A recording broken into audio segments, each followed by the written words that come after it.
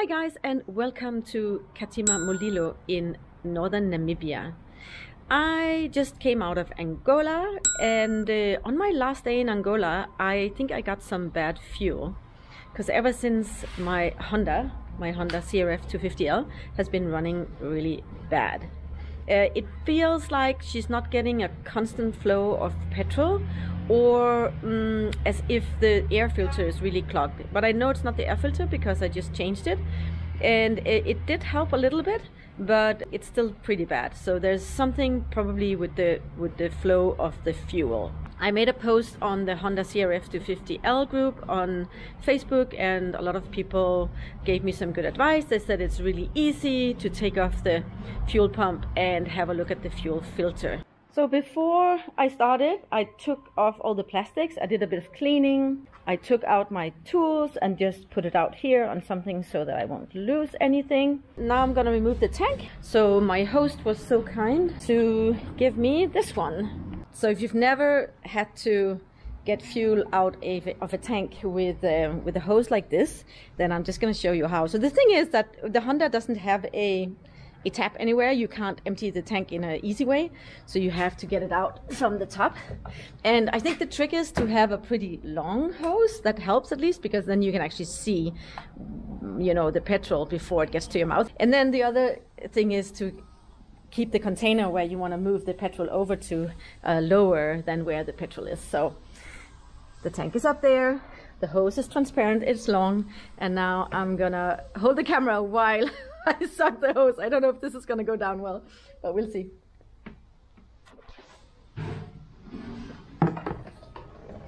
It did go well, and I managed to not get it in my mouth. Ugh, that would be the worst. Petrol is out of the tank, and now I just need to loosen those 3 bolts that holds the tank.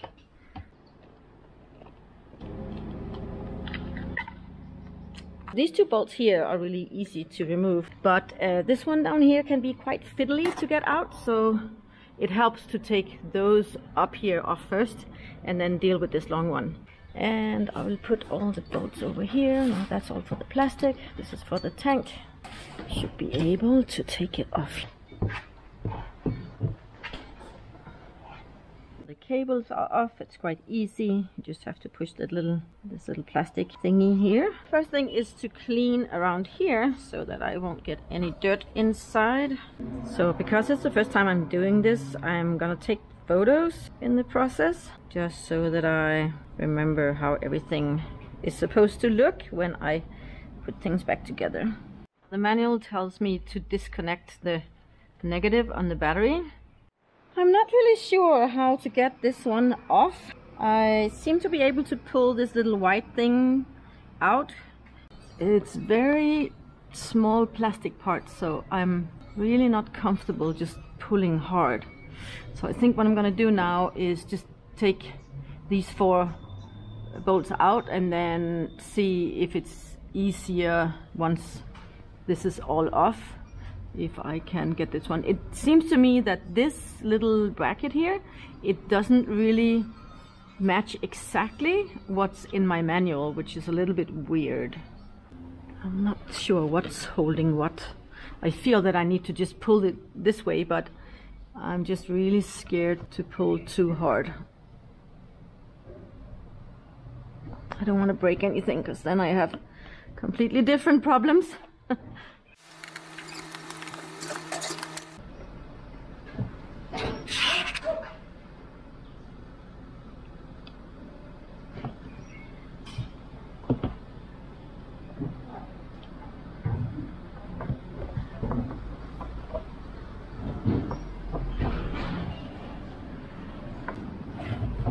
How on earth am I gonna get that one out?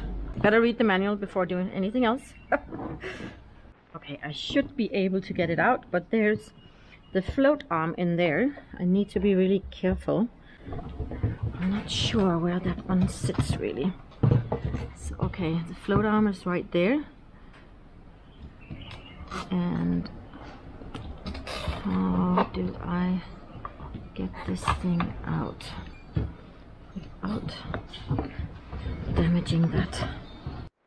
Alright, so the float arm just sits there in a really weird angle.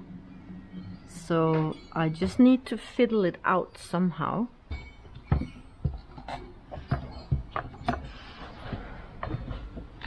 Jesus! So I'm a little bit lost because I'm not able to get the fuel filter out of the IMS tank. I have an aftermarket tank from IMS, and the hole just seems really narrow, and I'm afraid I'm gonna break the floater if I just pull hard. I was just checking some YouTube videos, but they all just pull everything out really easily, and it seems like the hole is just way larger. Do I actually need to remove this whole thing? No, this is all integrated in the tank. So you see, this hole is just way smaller than any of those that I was looking at online. So I managed to get it out. It was really difficult. I had to make sure that the float here was over in this corner, and then I could just squeeze it out, but it was not easy. Petrol tank is off, finally. That took me forever. My next problem is that I'm not still able to get this one here off, and I think it's one of those sneaky little Honda brackets that are just confusing, and you need to know where to push or pull in order to get it off. Maybe I'm just not pulling hard enough, but it doesn't feel right. That is so frustrating. I'm not even getting to the repair because of this. I managed to disconnect the little floater here. It sits on a little bracket, so relatively easy to take off. Then I just lifted out in these 4 little plastic plates here, and then I was able to pull, but I need to be careful now.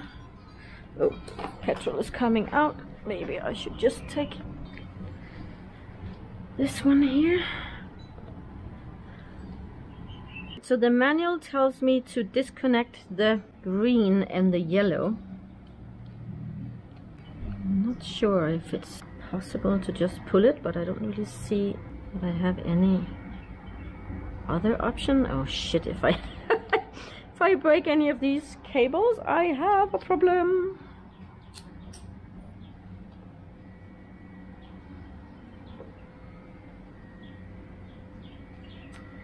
There we go. Okay, so the yellow one came off, and the green one as well. Like, sometimes I'm just so afraid to use any force. So here we go. Ooh, look at this. There's a lot of shit in there. I don't know if that can cause it, but there's definitely things lying around in there. So I don't know if this is the culprit, if this is enough to create the problem, but there's definitely some stuff there that does not belong in a fuel filter, that's for sure. Ooh, even hair and everything. Look at this.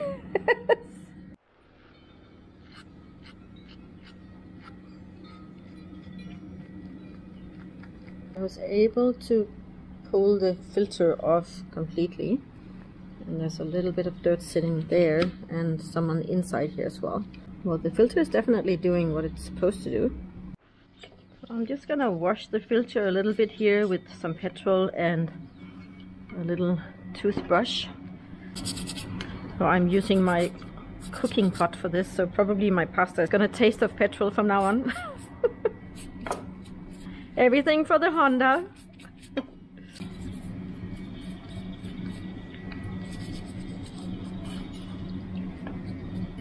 I wonder if this really was the problem, because I don't think that that was so bad.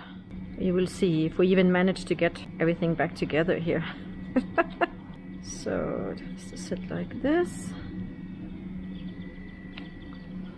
There we go. Then this part over here definitely should also be cleaned. Not easy to get in there.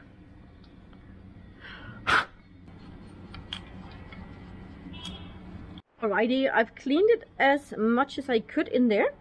And now comes the much bigger challenge of me putting it back together. So there's a little O-ring there. That should go on that stud there. This looks pretty good. Ooh, that's a nice sound. Click, click, click, click. Okay, wow. Okay, now I don't remember where the yellow one and the green one goes. Let me see if I have that on photo. Okay, so the yellow one goes there and the green one goes there. Oh. That's not gonna be easy. So the yellow one is pretty okay because I can actually see where it's fitting there in that little crack. I can see it. But seriously, the green one? It's gonna be an issue. Okay, so yellow one is on. But how on earth do I know if I get it right with the green one? Okay, I think I might be lucky.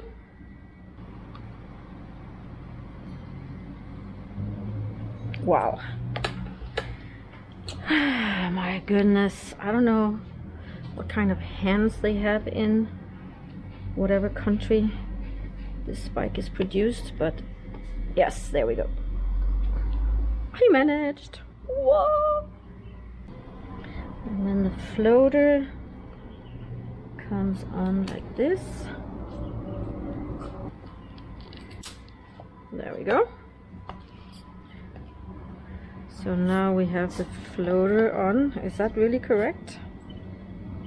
I guess, huh?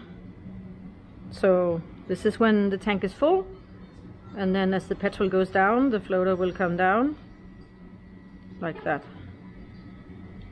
Empty, full, empty, full, empty. Before I put the tank back on, I think I'm going to change the spark plug. I haven't changed that ever, actually. So I keep my spare parts in these little plastic containers just to keep them a bit safe in my soft bags. And I believe in here that I have a new spark plug. Yes, I do. Let's see if we can change that spark plug.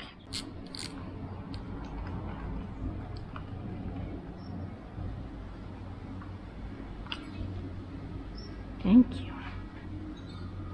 There's definitely a big difference between these two spark plugs, so I'm guessing the spark plug could also be the culprit.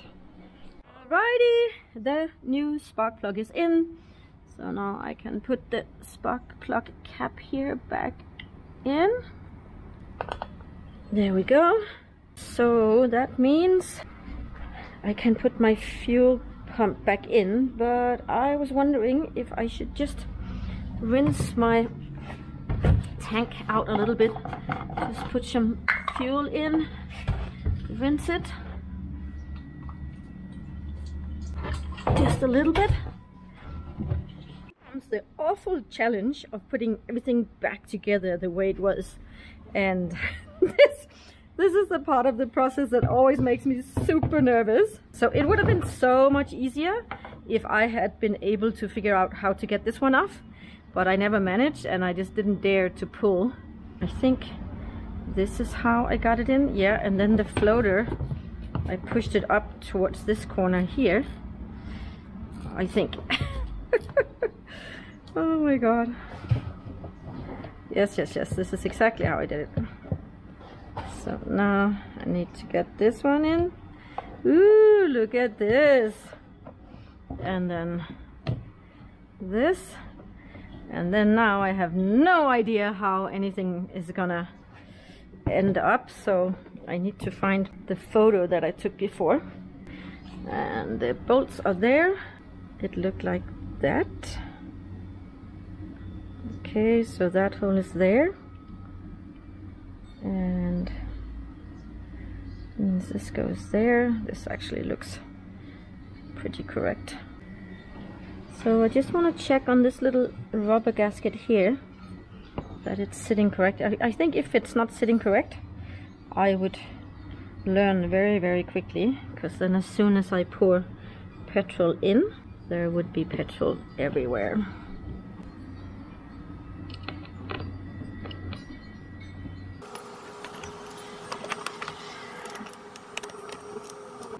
Okay, and then I'm gonna tighten these bolts in a crisscross pattern. You should always tighten the bolts just a little bit and then do the others a little bit and then do the crisscross, so that you don't bend anything or, you know, tighten one really a lot and then the rest have to be forced in.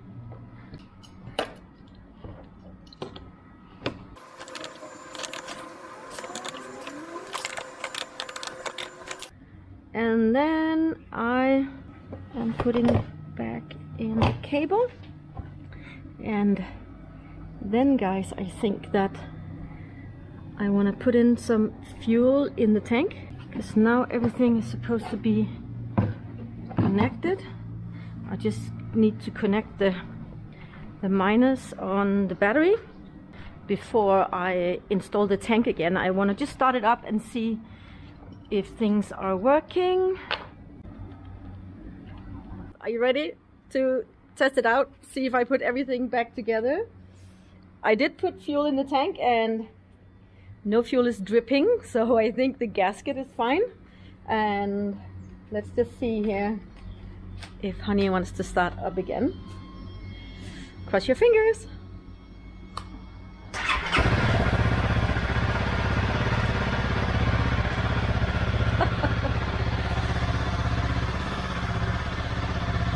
Okay, so far so good. Okay, then the rest is easy. It's just the 3 bolts for the tank. The tank is always a little bit fiddly because this extra sized tank is just like using every little bit of space. So it can be hard to get the bolts in. And then it's really easy to squeeze the petrol hose in that process. Actually, while I'm at it, I should wait with putting the tank on. And I should remove this one, the protection for the cooler here, sorry, for the radiator. And then I should just do a bit of repair on the radiator, because I do see that some of these little tiny metal plates are a little bit bent. So a comment on this T-tool: if you, like me, are in love with this T-tool and you want to take it with you on a journey or just have it in your trail kit, I can really recommend getting this extension arm. You see, it's more than half the length, and you need it when you want to get to the spark plug. And then also for this here removal, I need the long arm, and then in order to get some leverage, then I use the extension to actually be able to loosen this bolt.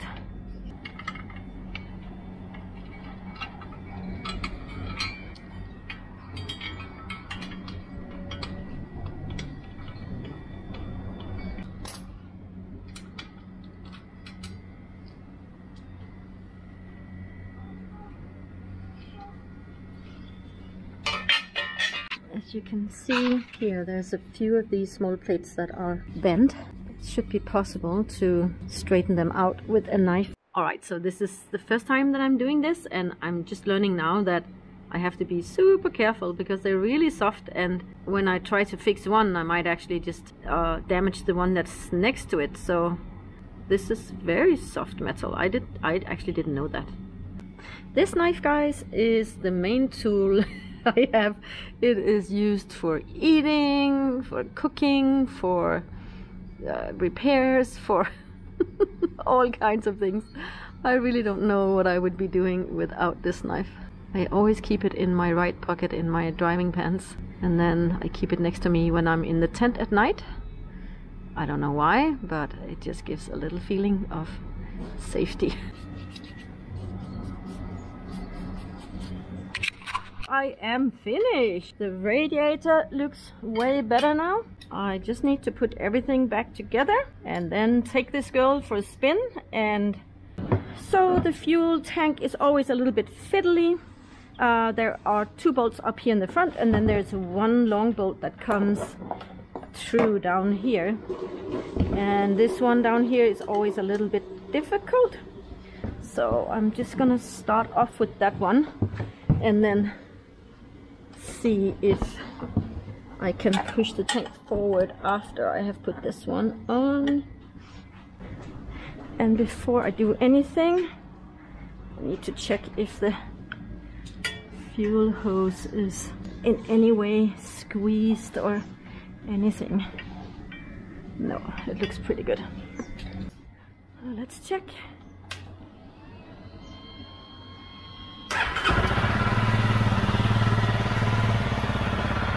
Seems pretty good to me. Wish me luck.